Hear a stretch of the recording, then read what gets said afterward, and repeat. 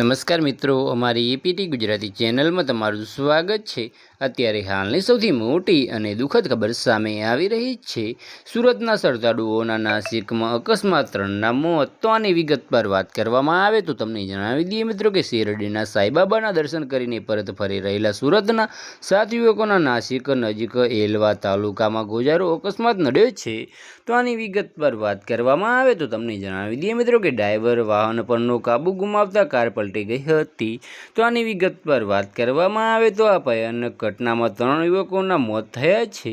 તો તમને જણાવી દઈએ મિત્રો કે જ્યારે અન્ય 4 યુવકો ગંભીર રીતે ઘાયલ થયા છે, જેમાંથી 2ની હાલત નાજુક છે। પોલીસે અકસ્માતનું કારણ જાણવા સીસીટીવી ફૂટેજની તપાસ શરૂ કરી છે। તો બસ આજ માટે આટલું જ, અને અમારી યુટ્યુબ ચેનલ પર નવા હોય તો લાઇક, શેર અને સબસ્ક્રાઈબ કરી દેજો। ધન્યવાદ।